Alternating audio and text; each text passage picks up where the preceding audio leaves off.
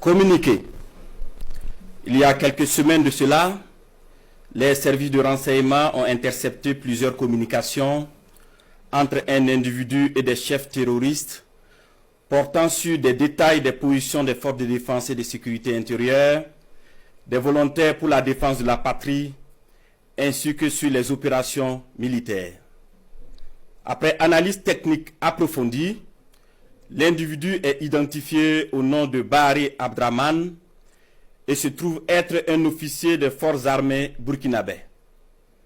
Il est identifié appartenant au bataillon de justice militaire. La recherche d'informations sur lui dans son corps d'appartenance va permettre aux agents de renseignement de découvrir que l'officier est en situation d'absence irrégulière depuis quelques semaines et fait l'objet de procédures pour désertion.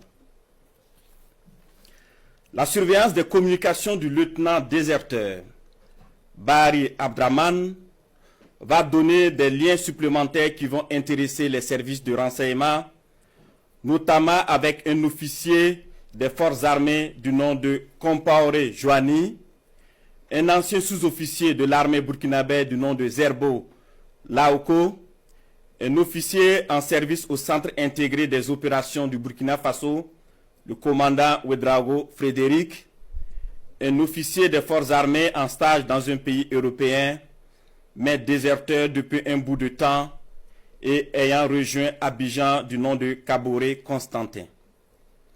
Le travail minutieux des services de renseignement va révéler un grand complot en préparation contre notre pays, dont le but ultime est de semer le chaos total en vue de placer le pays sous tutelle d'une organisation internationale à mesure de reprendre le contrôle dans 10 ou 20 ans selon les instigateurs.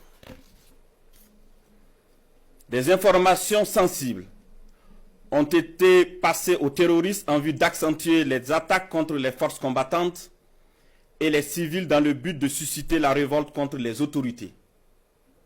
Aussi, d'autres stratégies ont été développées pour désorienter les services de renseignement afin de les amener à faire des arrestations massives au sein des forces de défense et de sécurité intérieure et espérer ainsi créer des frustrations et un sentiment de peur.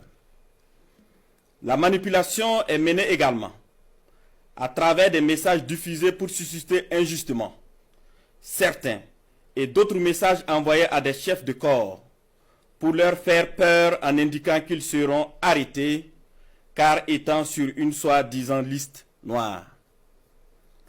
Des leaders religieux et coutumiers ont été sollicités pour convaincre certains officiers de s'engager dans cette mission funeste. Ce fut le cas malheureusement du capitaine Ouedraogo René David, en fuite actuellement.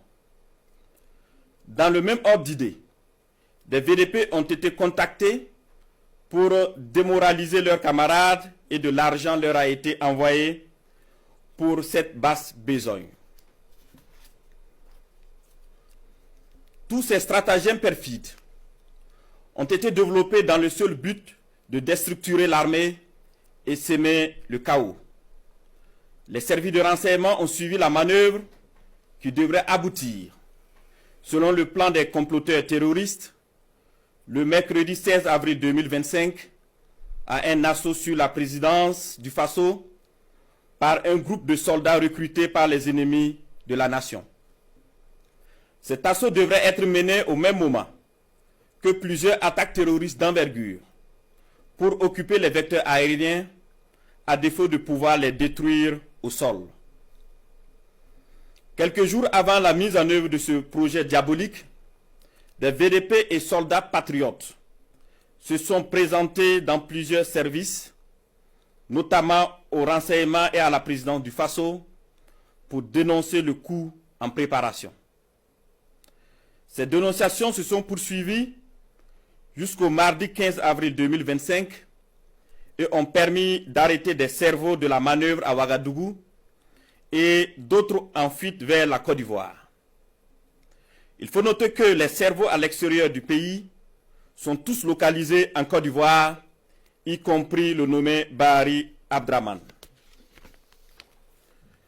Le complot se poursuit activement depuis leur centre des opérations à Abidjan, avec pour objectif de semer le chaos au Burkina Faso avant le mois de juin. Les services de renseignement poursuivent leurs actions de surveillance et tiendront l'opinion nationale au courant de toute évolution de la situation. Plusieurs autres personnes impliquées sont suivies et assumeront les conséquences de leurs actes le moment venu. Nous invitons les populations à rester sereines et vigilantes et à signaler toute activité suspecte. Quant aux vaillantes forces combattantes, nous les encourageons